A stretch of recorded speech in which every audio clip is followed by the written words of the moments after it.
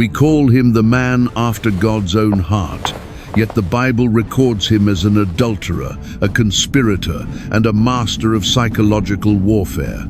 How could the greatest hero of the faith also be its most complicated sinner? Today, we're stripping away the Sunday school myths to find the real David the King, who lived in the shadows before he ever touched the light. Behind the golden psalms and the royal palace lies a trail of broken oaths, tactical assassinations, and a family tree rotting from the inside out. This isn't just a story of faith.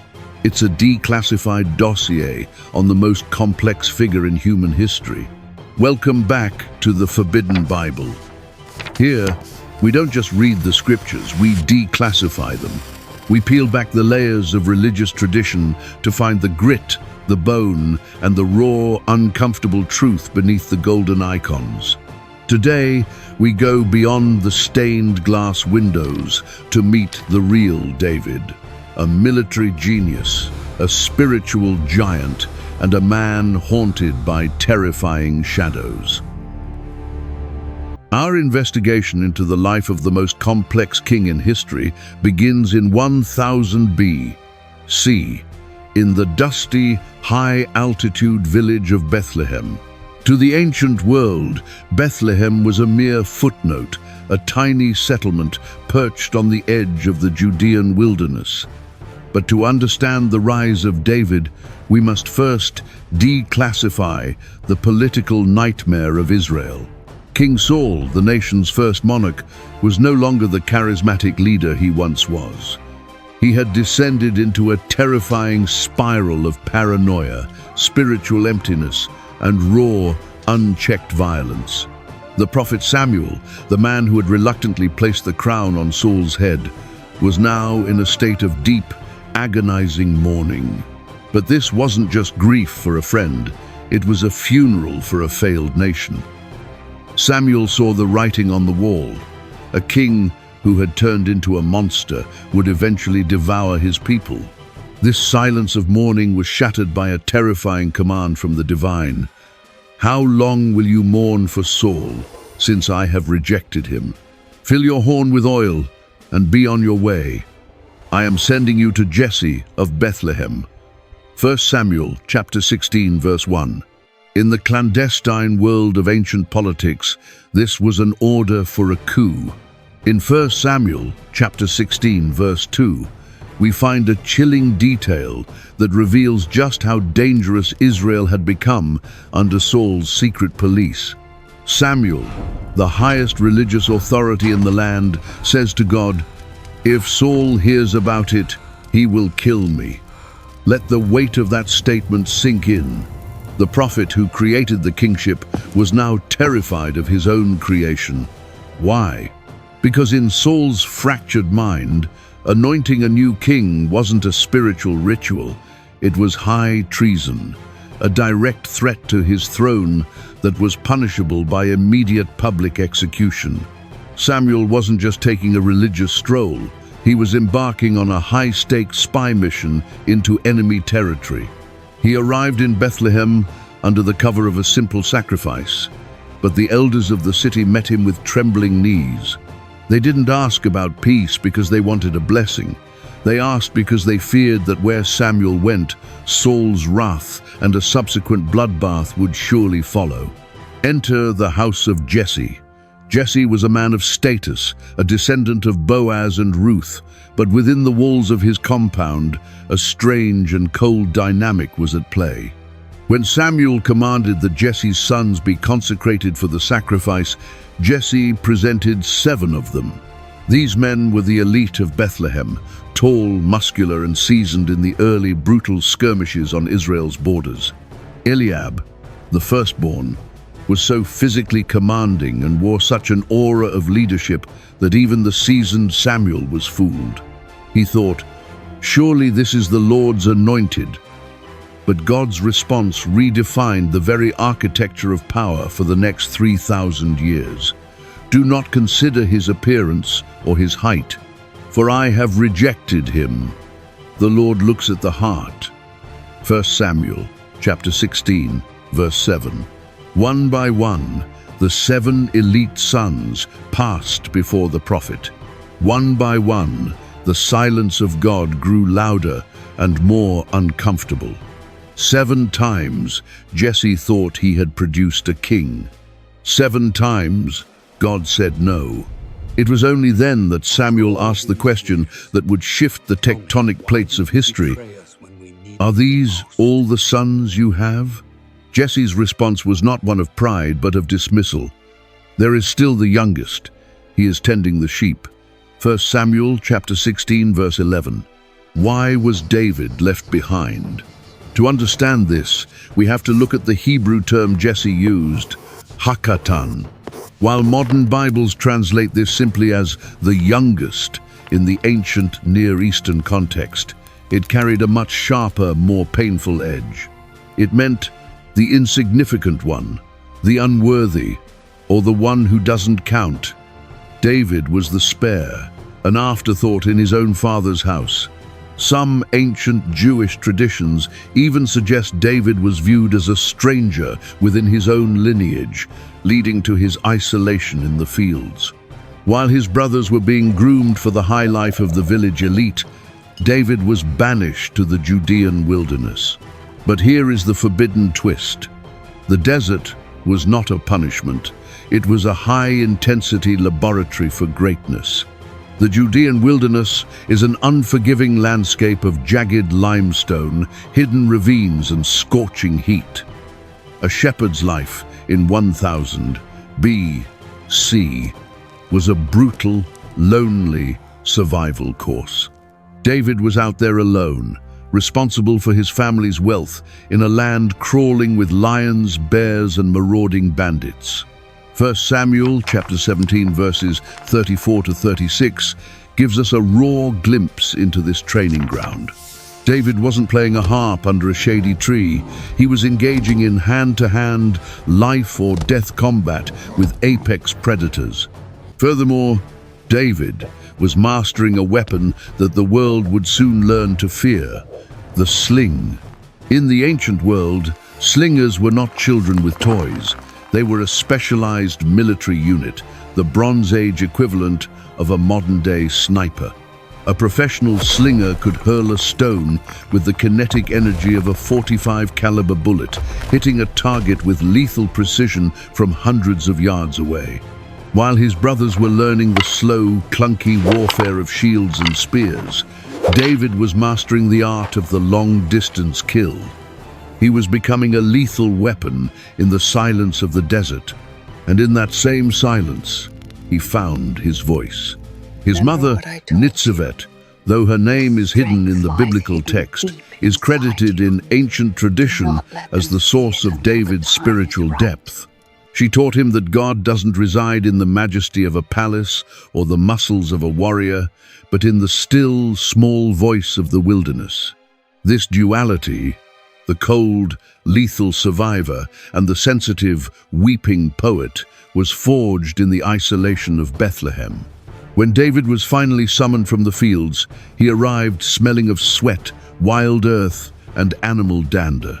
He was ruddy, with beautiful eyes, a stark, almost feminine contrast to the rugged, war-hardened soldiers standing in the room. Yet, when Samuel saw him, the divine signal was clear: "Rise and anoint him. This is the one." Samuel poured the sacred oil, and 1 Samuel chapter 16 verse 13 tells us the Spirit of the Lord rushed upon him. The Hebrew word salach implies a forceful, violent takeover of his soul. But then, the ultimate anti-climax of the Bible occurs. Samuel left, and David went back to the sheep. Imagine the psychological tension.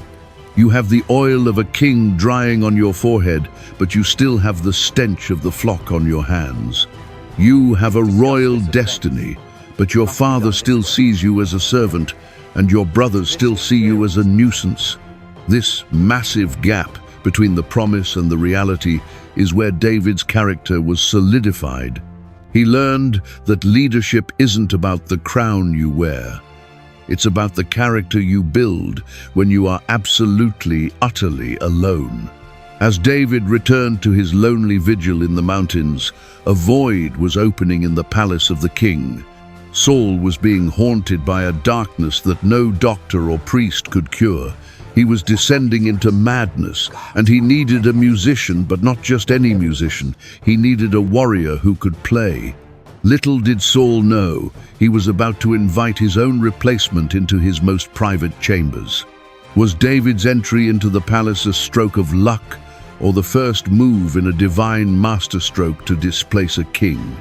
It was a slow, spiritual coup where the shepherd didn't use a blade, but a harp to win the heart of the kingdom, while the sitting king lost his mind.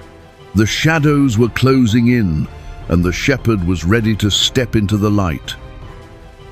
The investigation now moves from the lonely hills of Bethlehem to the valley of Elah, a strategic choke point where the fate of Israel hung by a thread.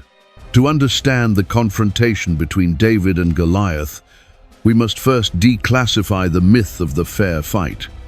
Traditional Sunday school stories portray this as a miracle of a weak boy against a powerful warrior. But if we look at the military and psychological reality of 1000 BC, we find something far more calculated, a high-stakes tactical assassination. The scene was a psychological nightmare. For 40 days, the Philistine army stood on one ridge and Saul's army on the other. In the middle lay a no-man's land. Every morning and every evening, a figure emerged from the Philistine lines that paralyzed the Israelites with primal fear: Goliath of Gath. According to 1 Samuel 1:7-4, he stood over 9 feet tall. He was a biological anomaly, likely suffering from acromegaly, a hormonal disorder that produces giant stature, but often leads to restricted peripheral sight. This medical detail is the first forbidden twist. Goliath wasn't just a monster, he was a vulnerable heavy tank who needed a shield bearer to lead him by the hand because he couldn't see clearly at a distance. He wore a bronze helmet and a coat of mail weighing over 125 pounds, and his spearhead alone weighed 15 pounds.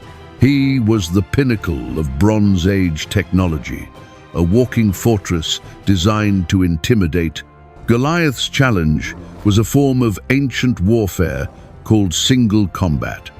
Instead of a full-scale massacre, each side would send their best. The winner took all. It was a gamble that King Saul, the tallest man in Israel, was too terrified to take. For 40 days, Goliath mocked the armies of the living God. And for 40 days, the Lord's anointed king hid in his tent, shivering. Saul's authority was evaporating with every shout that echoed through the valley. The Israelites didn't just see a giant, they saw the physical manifestation of their own faithlessness. Enter David. He wasn't even there to fight. He was a delivery boy, sent by Jesse to bring roasted grain and bread to his brothers. In 1 Samuel 1:7-8, we see the friction of his domestic life resurface. His oldest brother Eliab, seeing David asking questions about the giant, explodes in anger. "Why have you come down here? And with whom did you leave those few sheep in the wilderness? I know how conceited you are." This wasn't just sibling rivalry, it was a desperate attempt by Eliab to suppress the shame he felt. David's presence was a mirror reflecting the brothers' cowardice. But David didn't see a giant. He saw an uncircumcised Philistine who was defying the living God. When David was brought before Saul, the contrast was staggering. Saul looked at David and saw a boy. David looked at Saul and saw a man who had forgotten who his God was. Saul tried to force David into his royal armor. David tried on the bronze helmet and the heavy coat of mail, but he could barely move. He realized that if he fought Saul's way, he would die Saul's death. He set the armor aside, opting instead for the weapons God had trained him with in the silence of the wilderness: his staff, his sling, and a mission to the nearby stream. As the camp watched in a heavy silence, David walked to the wadi. He knelt by the water, not with the haste of a frightened child, but with the chilling calm of a man who had already won. He reached into the rushing water and chose 5 smooth stones.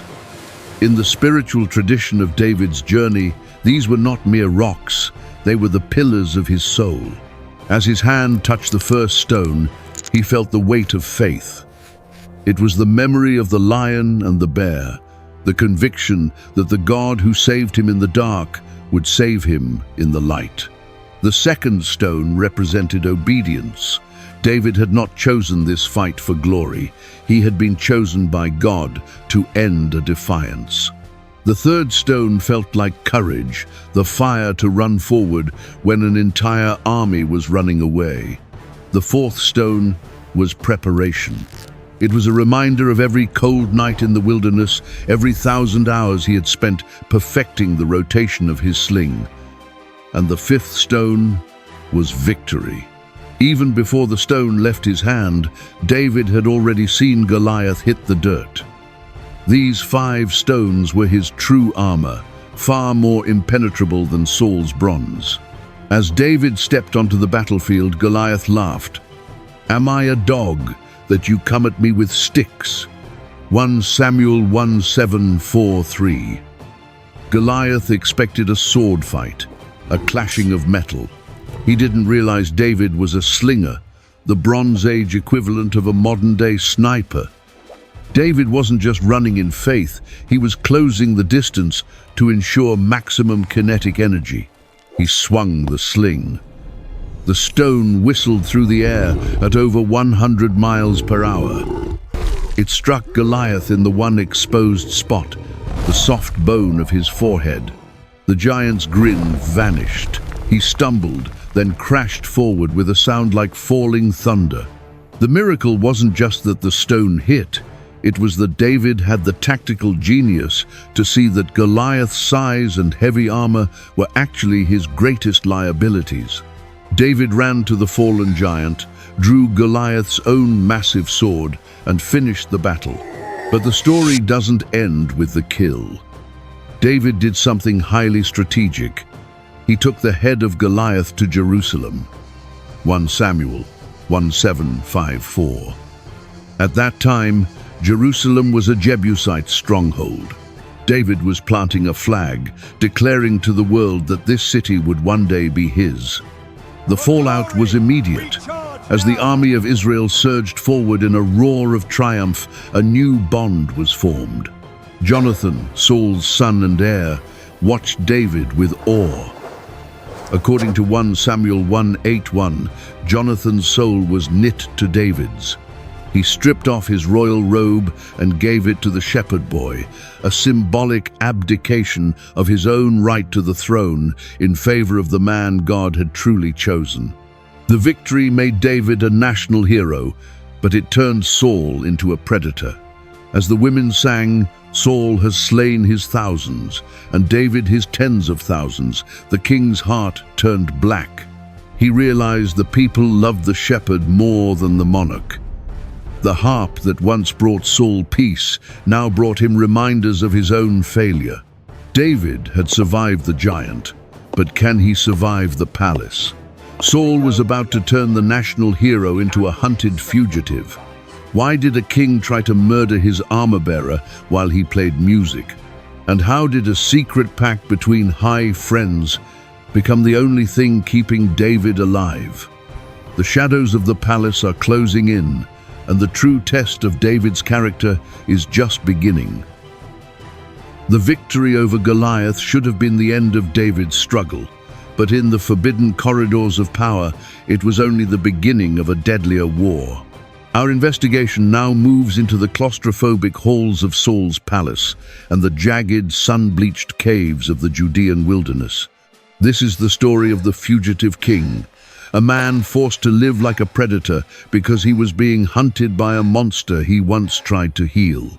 The psychological shift in the palace was immediate and toxic. It began with a song, As the victorious army returned, the women of Israel came out with tambourines and lyres, singing a refrain that would haunt Saul until his dying day. Saul has slain his thousands, and David his tens of thousands. 1 Samuel 1:8-7. For a king already struggling with the loss of God's Spirit, this wasn't music, it was a political death warrant. From that moment, the Bible says Saul kept a jealous, predatory eye on David. He didn't see a hero, he saw a shadow that was slowly eclipsing his throne. But while the king grew cold, a radical bond was forming in the shadows. Jonathan, the crown prince and legal heir to the throne, saw in David something his father had lost, the authentic breath of the divine.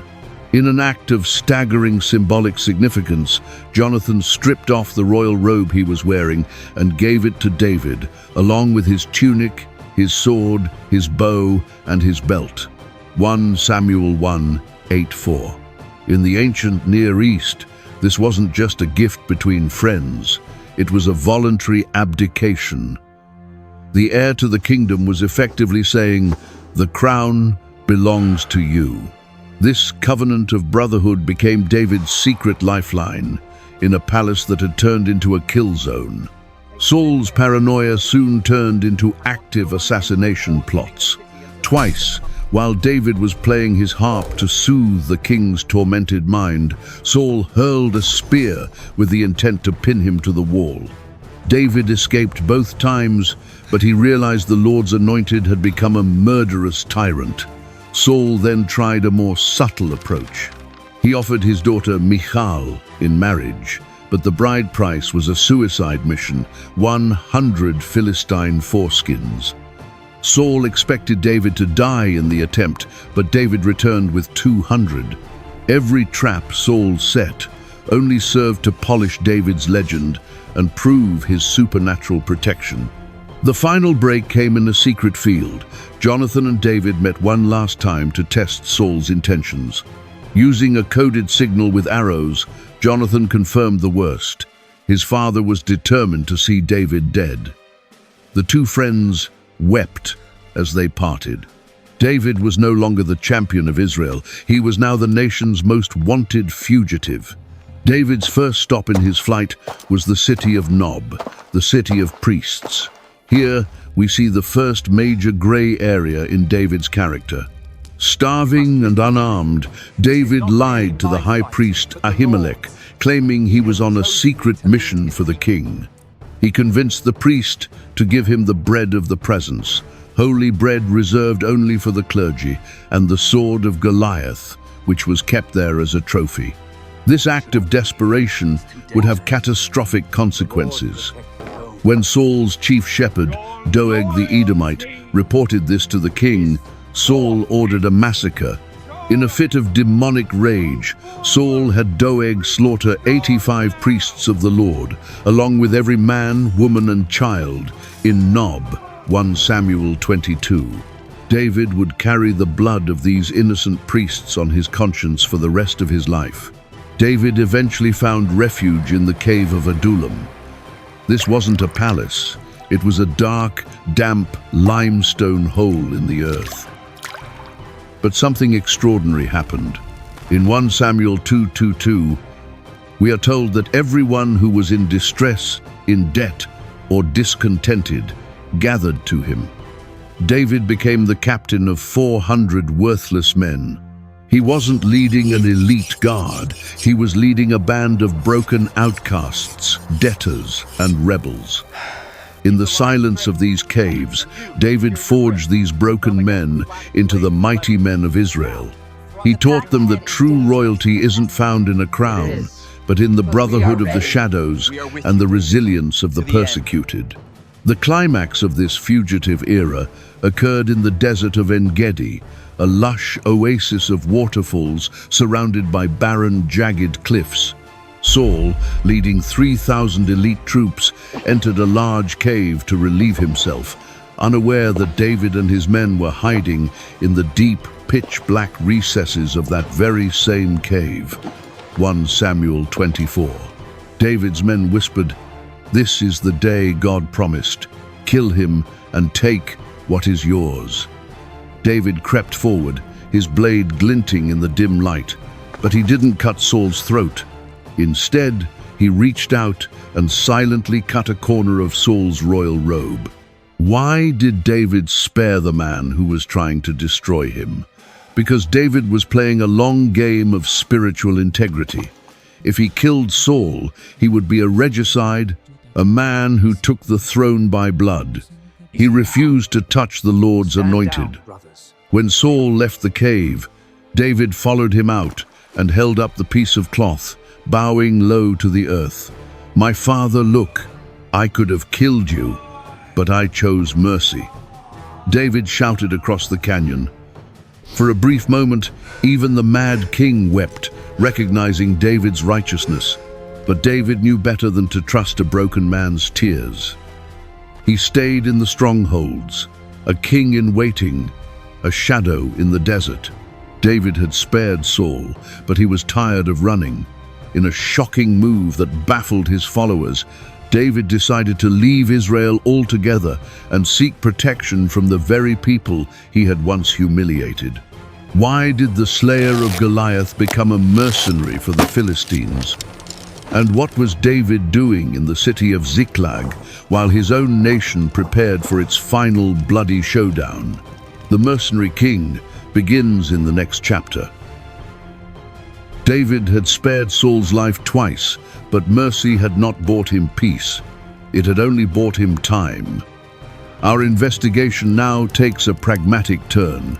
Tired of living like a hunted animal in the caves of Israel and fearing that Saul's madness would eventually claim his life, David made a difficult choice for the survival of his people. He crossed the border and sought refuge in the land of the Philistines. This is the story of the mercenary king, a season of deep shadows where David lived a double life in the city of Ziklag, balancing his loyalty to his nation with the absolute necessity of protecting his family. The move was born out of a father's and a leader's instinct. In 1 Samuel 2:7-1, David realizes that as long as he remains within Saul's reach, his wives, his children, and the families of his 600 men are in constant danger. To find a safe haven, David approached Achish, the king of Gath. Think about the tension. David, the man who killed Goliath, was now standing before Goliath's king, asking for a place to rest. He wasn't seeking glory. He was seeking a sanctuary where the families of his mighty men could finally sleep without fear of a midnight spear. King Achish, seeing an opportunity to leverage Israel's greatest warrior, granted David the border city of Ziklag. For David, Ziklag became more than a military base. It became a home. This was his fortress of protection.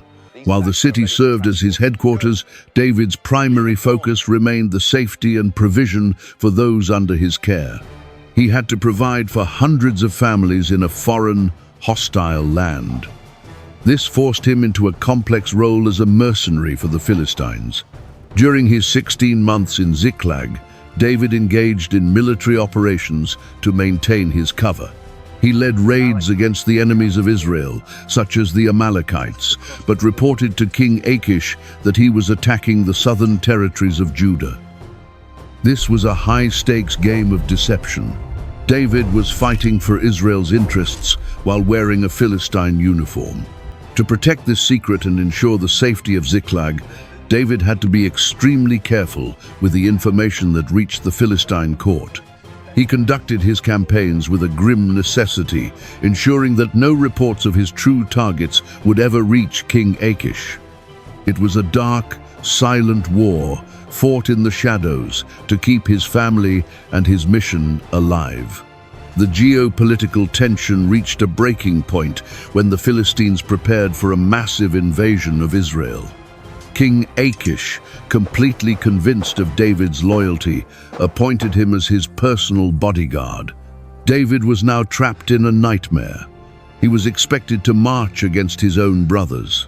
However, the Philistine generals, remembering the songs of David's victories, mistrusted him and demanded his removal. David feigned offense to keep his cover, but in reality, it was a divine intervention that allowed him to return to Ziklag without spilling Israelite blood. But as David and his men returned, they were met with a scene of absolute horror.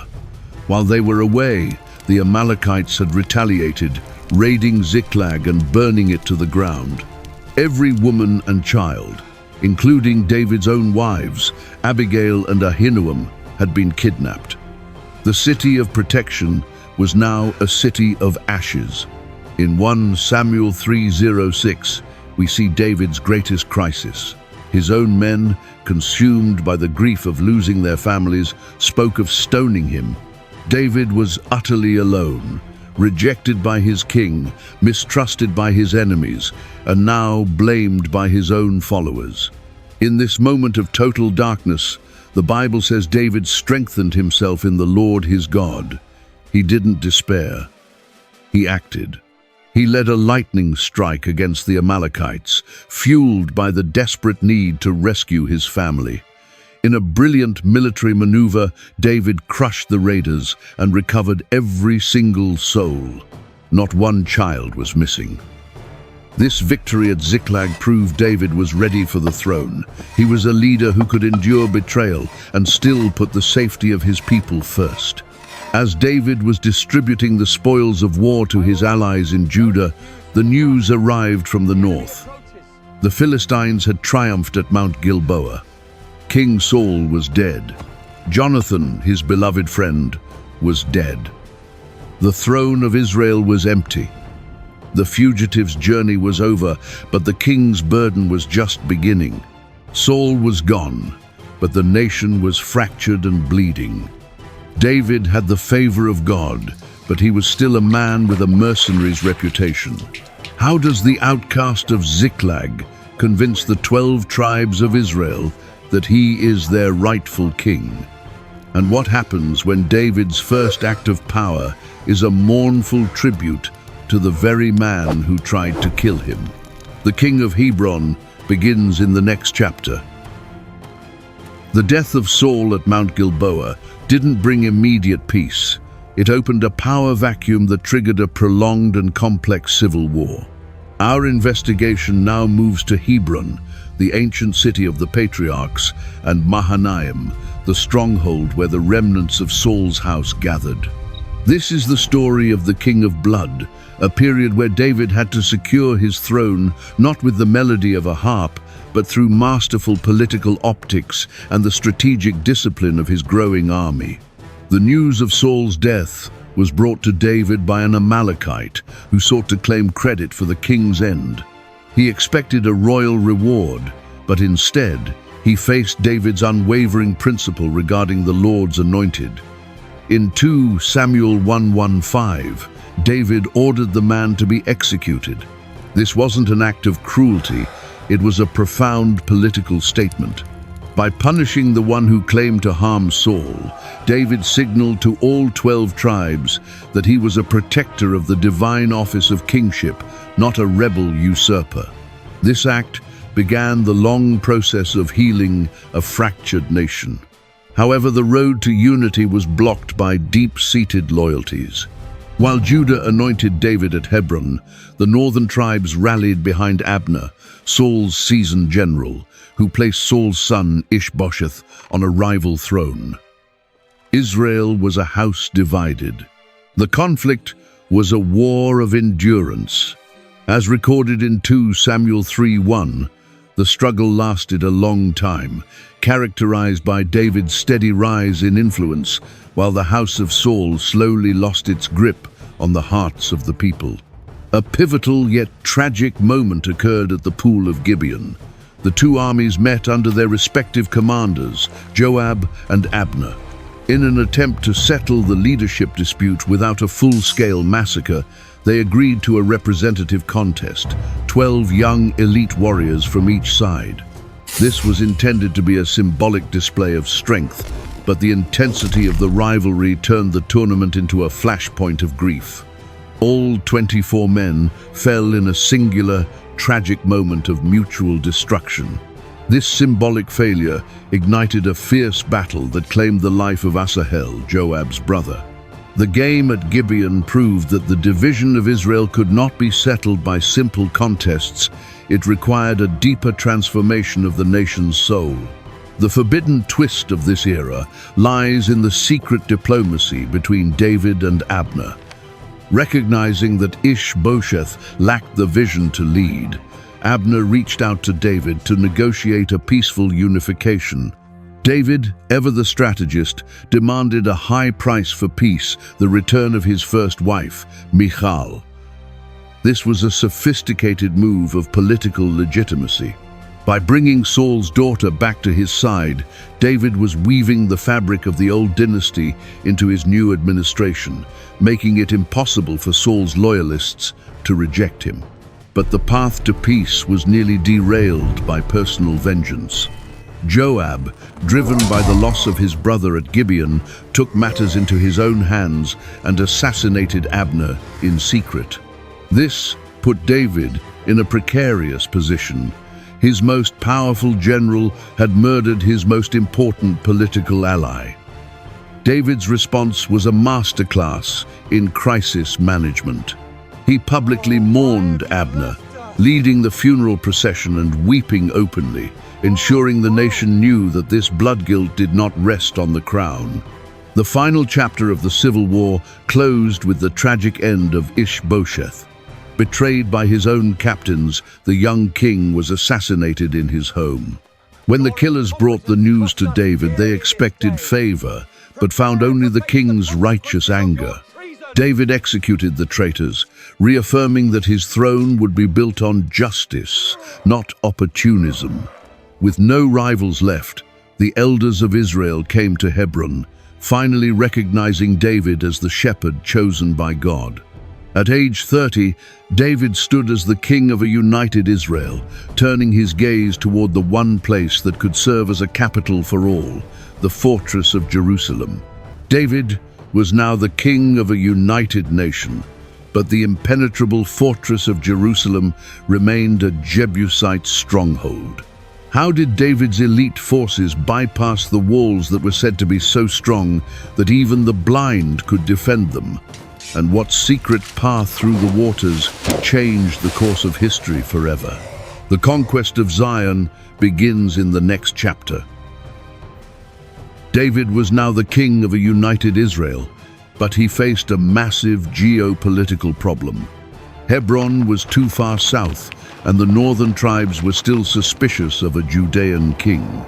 He needed a capital that belonged to no one, a neutral zone that could bind the 12 tribes together.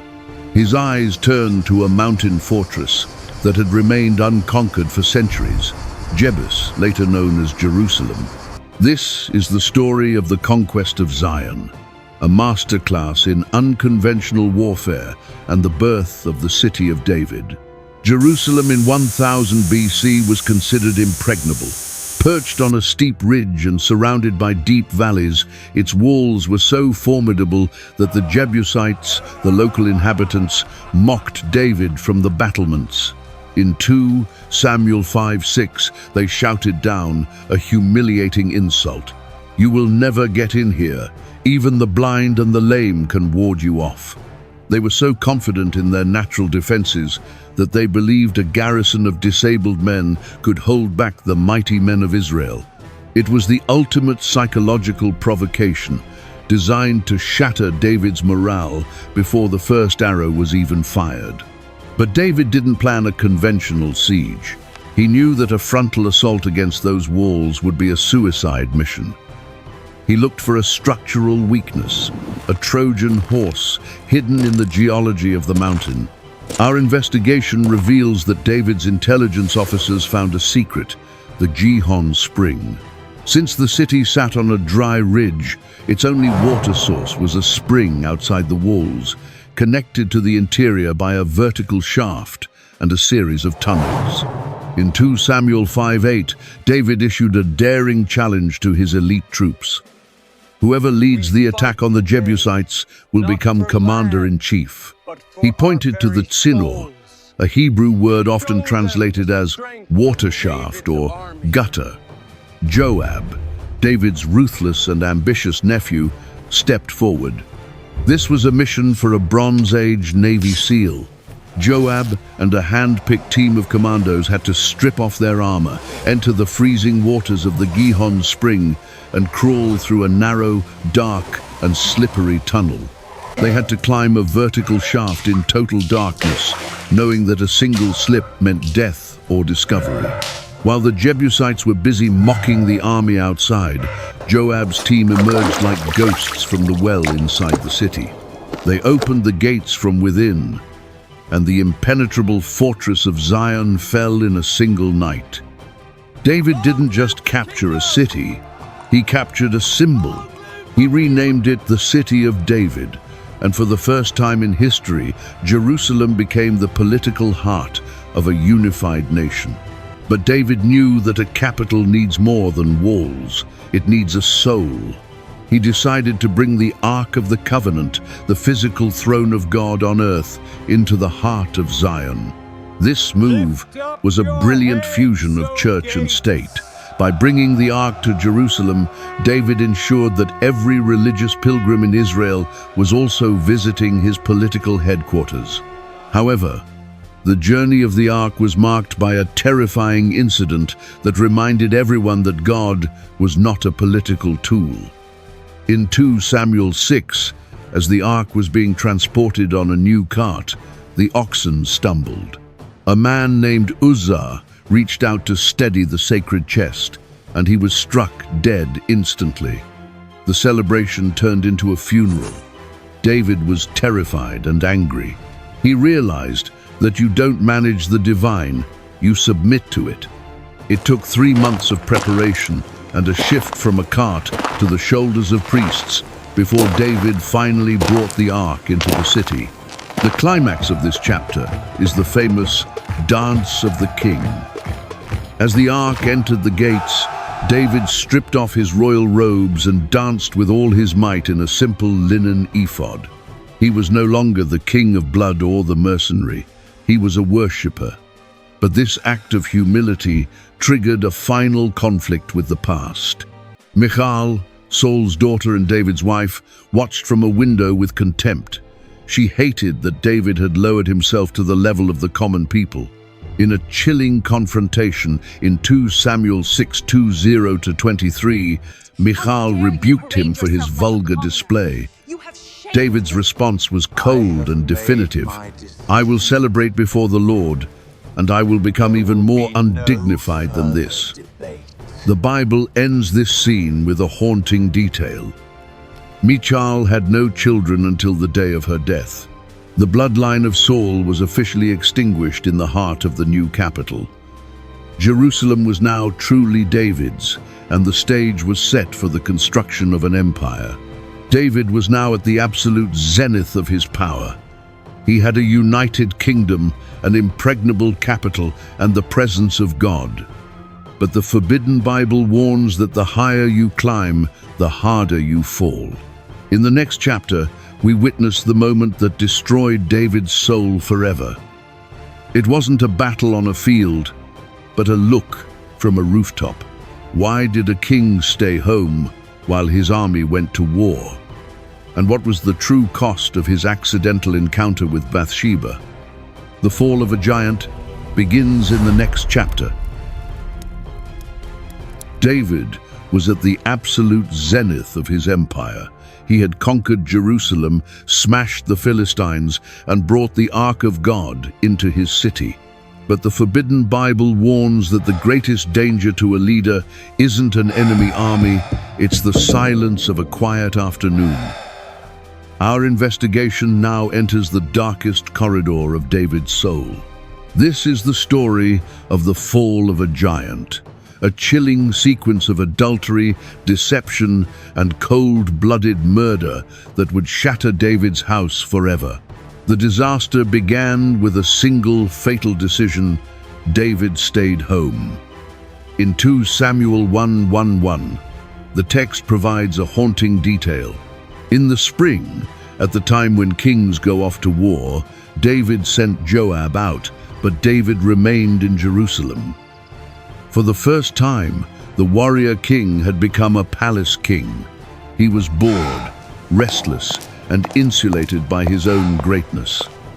While his men were bleeding in the trenches of Rabbah, David was walking on his rooftop, overlooking the private lives of his subjects. From that elevated height, he saw a woman bathing. The Bible mentions she was purifying herself from her monthly uncleanness, a clinical detail that proved the child she would soon conceive could only be David's. Her name was Bathsheba, the wife of Uriah the Hittite, one of David's own mighty men. David didn't just look, he sent someone to find out about her. This was the systematic abuse of royal power. Even when his servants reminded him she was a married woman, David didn't stop. He sent messengers to get her. This wasn't a romance, it was a sovereign exercising an unchecked, predatory will. But a few weeks later, the secret became a crisis. Bathsheba sent word, "I am pregnant." David, the master strategist who once defeated Goliath, now scrambled to cover a sin with a lie. He summoned Uriah from the front lines under the guise of wanting a battle report. His plan was simple: get Uriah to sleep with his wife, and the child would be seen as Uriah's. David even sent a gift of food to Uriah's house to set the mood. But Uriah was a man of more integrity than his king. He slept at the palace entrance with the servants. In 2 Samuel 1:1-1-1, Uriah delivered a line that must have cut David to the bone. "The ark and Israel and Judah are staying in tents. How could I go to my house to eat and drink and make love to my wife?" Uriah's virtue was a silent, stinging indictment of David's betrayal. Desperate, David took a darker turn. He invited Uriah to a feast and got him drunk, hoping his inhibitions would break. Uriah still refused to go home. At that moment, the man after God's own heart transformed into a cold-blooded assassin. David wrote a letter to Joab, a death warrant, and he had Uriah carry his own execution order back to the front lines. The command was specific: put Uriah out in front, where the fighting is fiercest, then withdraw from him so he will be struck down and die. Joab, the king's ruthless enforcer, understood the subtext. To make it look like a tactical error rather than a hit, Joab sent Uriah and several other brave soldiers near the city wall, where they were easily picked off by the enemy. When the messenger brought news of the heavy losses, David's response was chillingly detached. "Don't let this upset you. The sword devours one as well as another." 2 Samuel 1:1-5. He dismissed the death of his loyal friend as mere collateral damage. After Bathsheba finished her period of mourning, a performance of grief orchestrated under the king's shadow, David brought her into the palace as his wife. He thought the perfect crime was complete. But the Bible records one of the most terrifying sentences in history.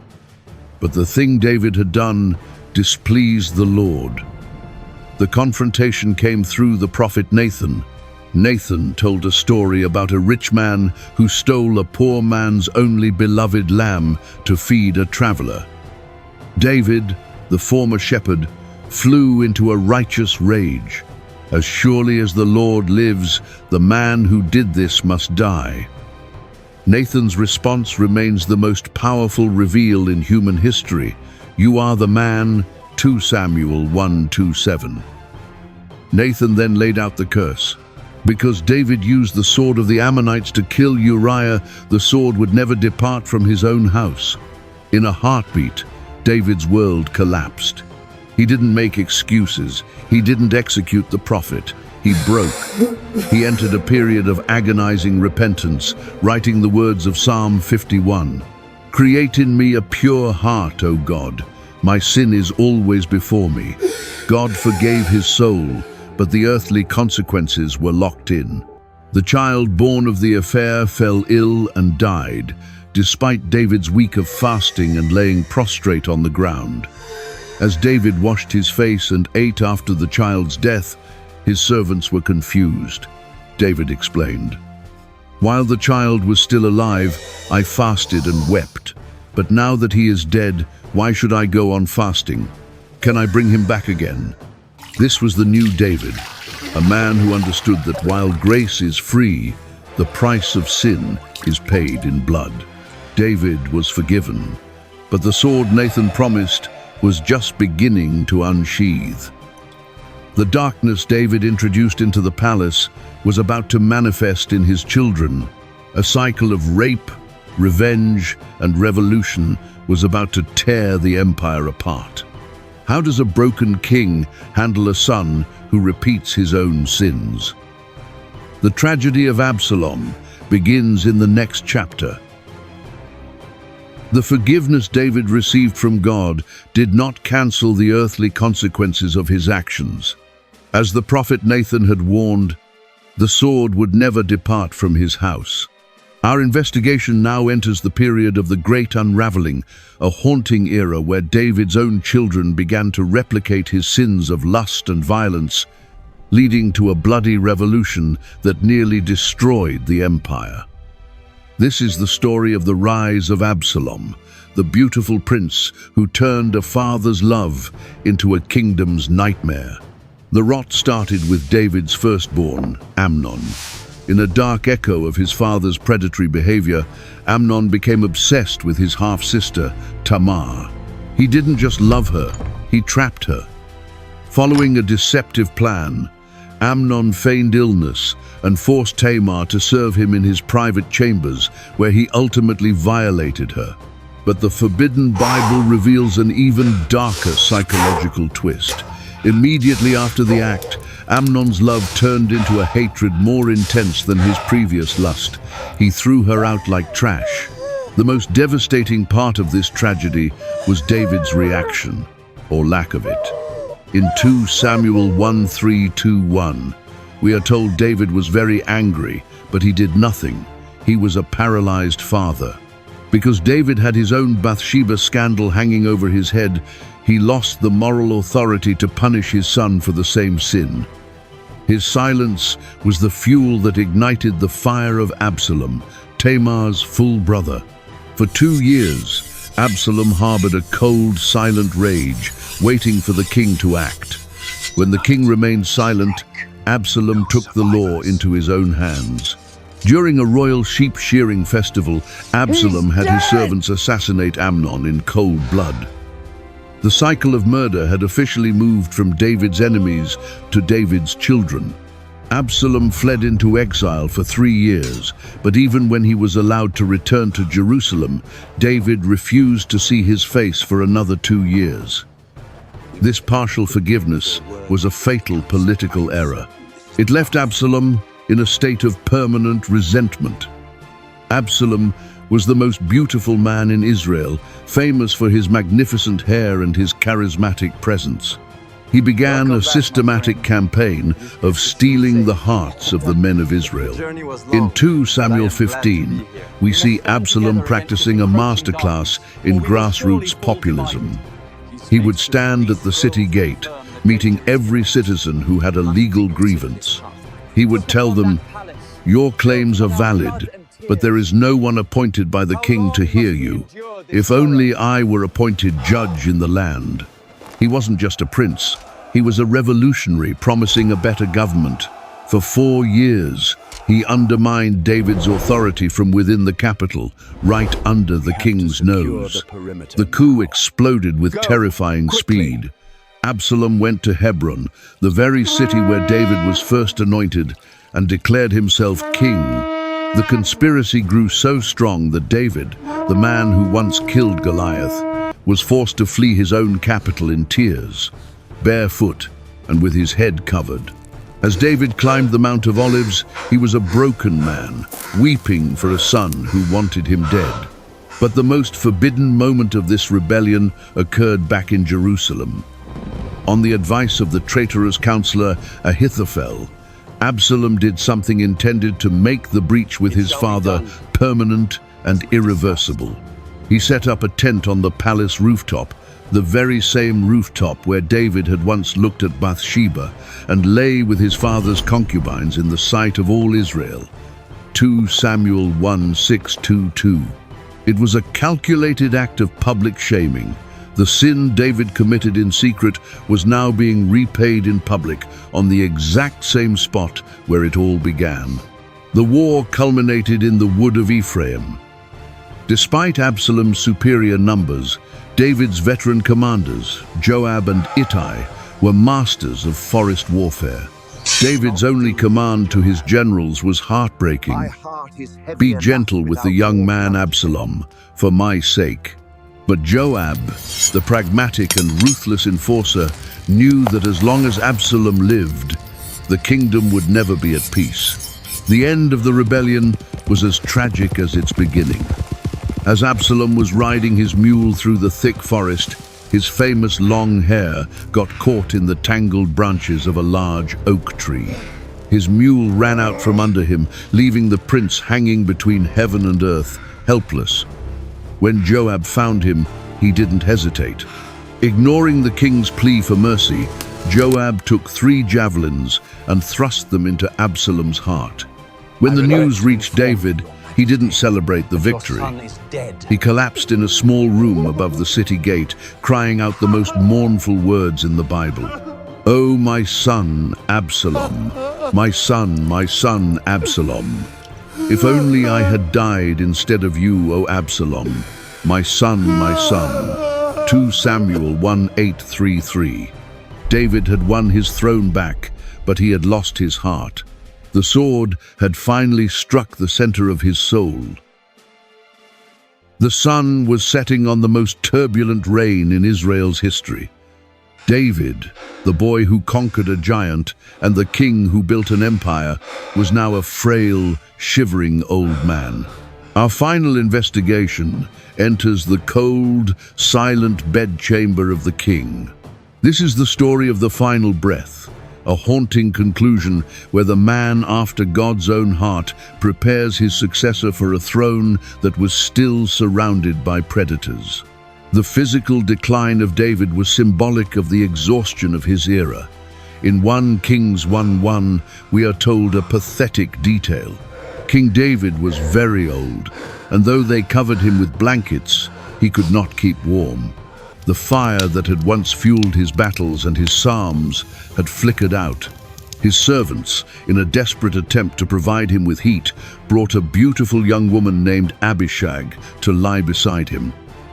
But the Forbidden Bible notes that the king had no intimate relations with her. David was no longer the predatory king of the Bathsheba years. He was a ghost inhabiting a dying body. But even as David froze, the palace around him was boiling with a new conspiracy. His oldest surviving son, Adonijah, saw his father's weakness and decided not to wait for a funeral. Like Absalom before him, Adonijah was handsome and charismatic. He gathered chariots, horses, and the support of Joab, the king's long-time enforcer. Adonijah declared himself king while David was still breathing. It was the final betrayal.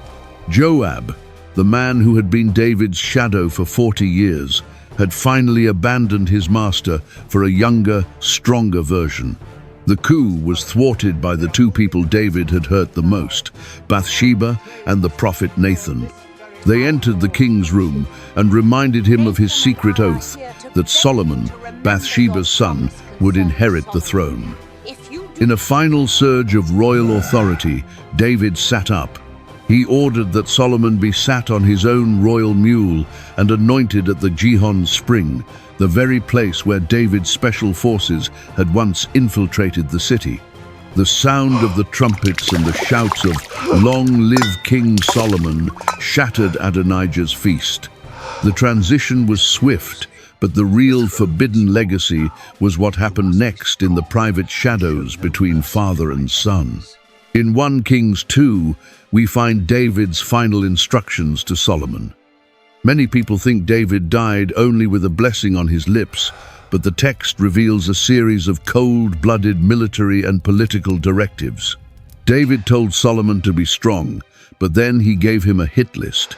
First, he talked about Joab. David told Solomon, "You know what Joab did to me. Do not let his gray head go down to the grave in peace." David could never punish Joab while he was king because Joab knew too many of David's secrets, including the murder of Uriah. Now, as his final act, David passed the blood debt to his son. Next, he told Solomon to deal with Shimei, the man who had cursed David during Absalom's rebellion. David had promised not to kill Shimei himself, but he told Solomon, "You are a wise man. Bring his gray head down to the grave in blood." David was cleaning house from his deathbed. He was ensuring that Solomon's throne would not be haunted by the ghosts of David's past. Shortly after these instructions, the shepherd of Bethlehem, the giant slayer of Elah, and the king of Jerusalem drew his last breath. He had reigned for 40 years, 7 in Hebron and 33 in Jerusalem. He was buried in the city of David, the fortress he had won with water and blood. David's legacy remains the most complex in human history.